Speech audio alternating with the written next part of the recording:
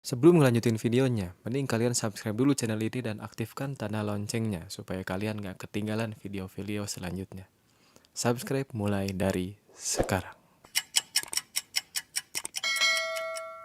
Terima kasih.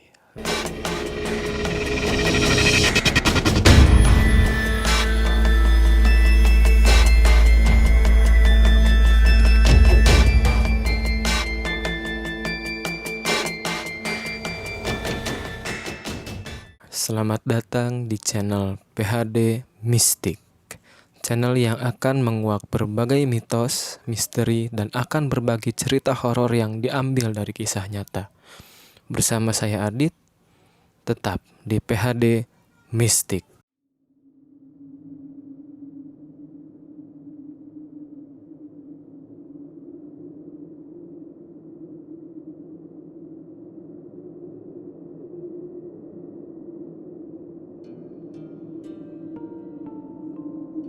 Di episode kali ini, saya akan menceritakan tentang pengalaman seseorang pada saat masa orientasi siswa atau sering kita panggil dengan MOS. Cerita ini kiriman dari seseorang, sebut saja Ferry, mengisahkan tentang pengalamannya saat masa orientasi siswa ketika ia baru masuk ke salah satu SMP di kota Bandung pada sekitar tahun 2006. Menurut penuturannya, pengalaman ini merupakan pengalaman pertamanya melihat sosok dari dunia lain. Supaya lebih enak, saya di sini akan bertindak sebagai Ferry. Bagaimana kelanjutan ceritanya? Simak terus ceritanya sampai habis dan pastikan telinga kalian sudah terpasang headset supaya kalian lebih menikmati alunan kemistisannya. Oke, gak perlu nunggu lama, kita mulai.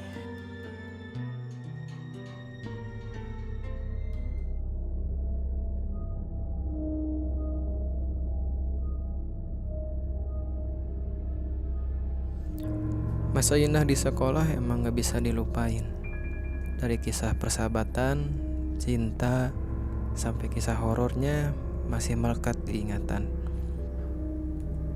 Bumbu-bumbu cerita horor dari teman-teman seangkatan atau kakak kelas emang suka bikin bulu kuduk berdiri.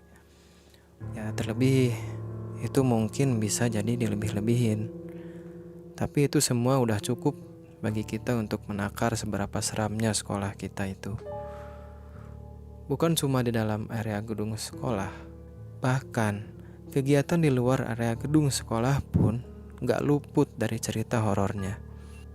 Kayak pengalaman yang menimpaku sekitar 14 tahun yang lalu, pada saat aku menjalani masa orientasi siswa di salah satu sekolah menengah pertama di kota Bandung. Jujur, ketika aku ingat-ingat pengalaman itu lagi, aku masih merasa merinding. Feel-nya masih kerasa sama. Kejadian dimulai ketika pihak sekolah memutuskan untuk menyelenggarakan camping 3 hari 2 malam di salah satu camping ground yang cukup kesohor waktu itu. Waktu itu hari Rabu, aku dan teman-temanku kegirangan pas kita tahu lusa, yaitu pas hari Jumat sekolah akan ngadain camping bagi siswa yang lagi MOS sebagai acara puncak.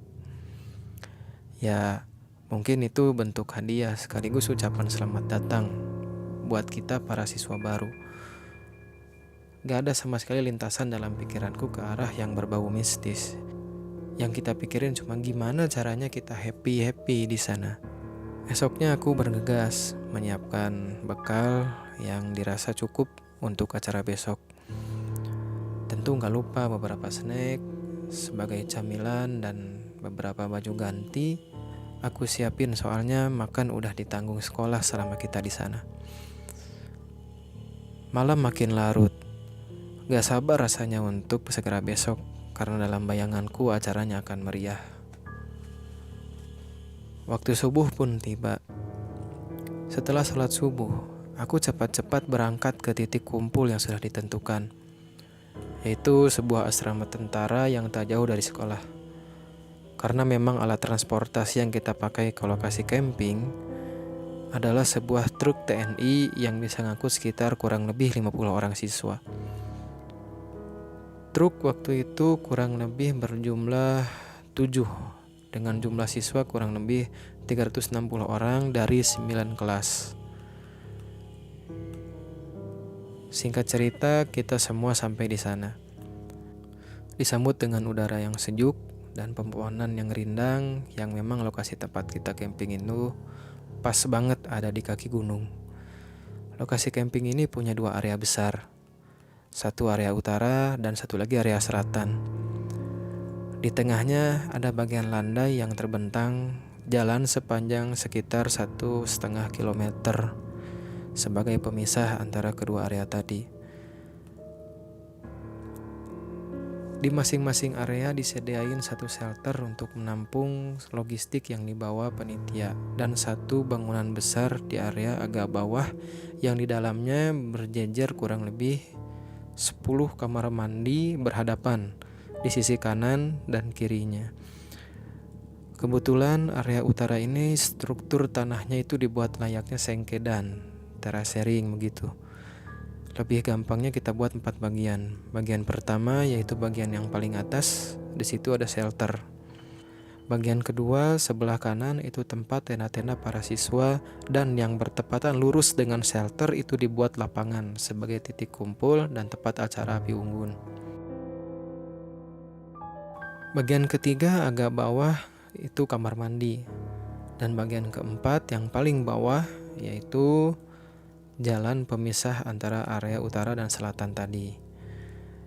Nah, kisahku ini kejadian di area utara, yang mana area ini lebih tinggi dari area selatan. Dan di cerita yang berbeda, aku juga punya pengalaman mistis di area selatan sekitar 5 tahun yang lalu ketika aku jadi panitia camping acara anak madrasah di daerahku. Nanti insya Allah aku ceritain lagi yang di bagian area selatan ini. Oke, kita fokusin aja dulu ke area utara tadi. Kita sampai di lokasi sekitar jam 7 pagi. Sampai sana kita disuruh berbaris di lapangan untuk dibagi kelompok yang akan mengisi tenda-tenda yang udah disediain. Acara demi acara di Jumat siang semua berjalan lancar. Sampai waktu petang hari kita mandi di kamar mandi yang letaknya agak bawah tadi. Maghrib tiba. Kita sholat berjamaah di dalam shelter, dan di situ diisi acara tausiah oleh salah seorang guru agama, sebut aja Pak Gandhi. Sampai waktu Isya kita sholat berjamaah lagi.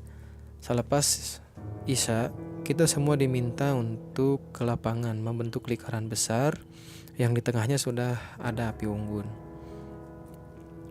Acara api unggun ini diisi sama kreativitas panitia, yang mana panitia masih dari kakak kelas kita yang jadi OSIS. Ada yang nampilin akustik, ada yang nampilin dance, dan yang lain-lain. Di tengah acara, semua siswa dikejutkan dengan salah seorang panitia yang tiba-tiba terkapar sambil teriak-teriak gak jelas. Sebut aja orang itu Kang Randy. Wah, kenapa dia? Dalam hatiku. Semua siswa histeris. Ada yang lari ke arah tenda, ada yang lari ke arah shelter, ada yang nangis jerit-jerit, bahkan ada yang pingsan. Kang Randy terus teriak-teriak gak jelas. Sayup-sayup aku dengar kalau dia kesurupan. Singkat cerita, dia disadarin sama Pak Gandhi, yang memang dikatakan bisa ngatasi hal-hal kayak gitu. Semua siswa diarak kembali ke lapangan. Siswa yang pingsan dibawa ke shelter untuk ditindaklanjuti. Terdengar dari sumber suara Pak Gandhi nenangin semua siswa dan minta semua siswa berkumpul. Soalnya acara akan segera ditutup dengan muhasabah dan doa.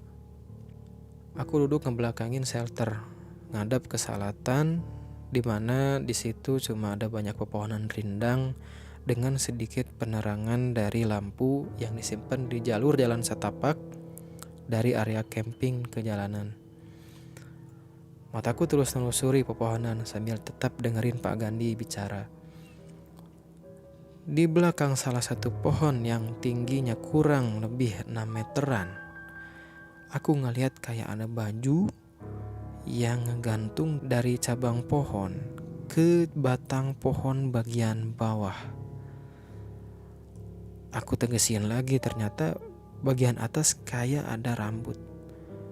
Ya fix itu kayak Mbak Kun kalau aku bilang, tapi tinggi banget. Halu kali pikirku. Aku alihin aja pandangan ngeliat ke arah yang lain. Setelah beberapa lama aku coba natap lagi pohon yang aku lihat anak Mbak Kunnya tadi. Ternyata sosok itu masih ada. Kadang dia ngumpet, kadang dia muncul lagi. Soalnya kelihatan badannya kayak ke kanan dan ke kiri gitu. Agak lama aku lihatnya, sekitar 1 jam. Singkat cerita, muhasabah selesai. Giliran berdoa, di tengah doa iseng aku sambil liatin sosok tadi. Di akhir doa sosok itu pelan-pelan ngilang. Kaget aku di situ. Ternyata aku nggak halu. Itu beneran nyata kelihatan. Waktu udah nunjukin jam 10 malam. Acara semua udah selesai malam itu. Meskipun diwarnai kejadian di luar nalar. Kita semua diminta ke tenda untuk makan dan tidur. Di dalam tenda kita semua makan dan semua siswa masih ngebahas tentang kejadian kesurupan Kang Randy tadi. Ada yang bilang ngeliat sosok yang ngikutin lah. Ada yang bilang gak ngeliat apa-apa. Semua berargumen. Tapi yang pasti aku gak berargumen sama sekali tentang apa yang aku lihat tadi. Beres makan aku ngerasa kebelet pengen kencing. Karena aku masih kaget lihat sosok tadi. Dan emang kamar mandinya cukup jauh. Aku lebih milih kencing di semak yang diameternya kurang lebih 1 meteran. Tepatnya di pinggir tenda. Ya sambil nenteng tempat makan karena saking kebeletnya. Tempat makan aku simpan di bawah, di samping semak-semak.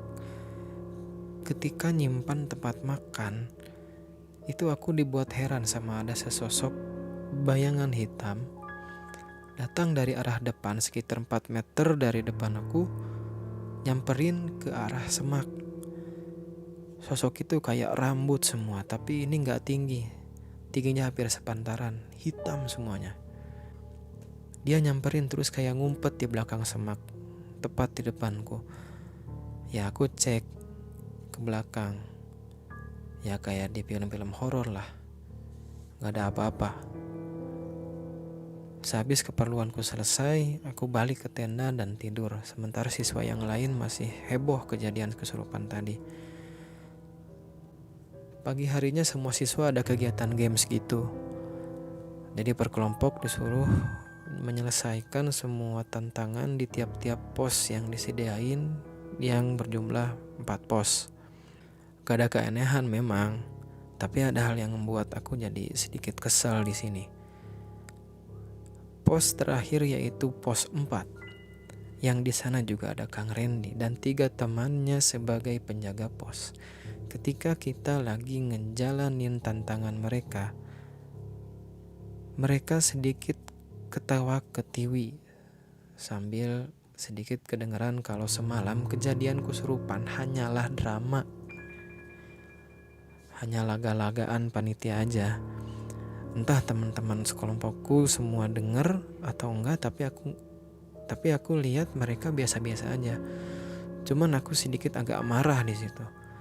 Bukannya apa-apa, mungkin karena ulah drama jahil mereka ini, sosok-sosok penunggu yang ada di sana menjadi terusik dan nampakin wujud mereka dalam bentuk yang sering kita takuti. Yaitu mungkin ya kayak kuntilanak atau genderuwo. Soalnya kondisi emang ribut banget waktu itu. Semua apa yang aku lihat, aku simpan rapat-rapat sampai aku cerita di sini sekarang.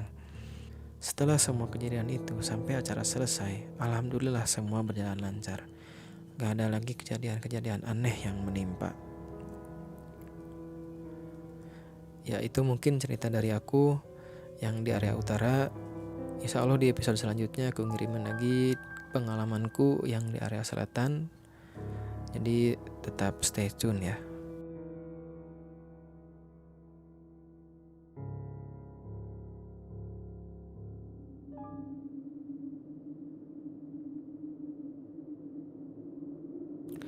Ya teman-teman, itu tadi ceritanya, gimana pendapat kalian? Silahkan komen di bawah ya. Oke guys, yang pengen kirim-kirim cerita pengalaman horornya, ketentuannya bisa kalian lihat di deskripsi ya. Sampai ketemu di episode selanjutnya dan wassalam.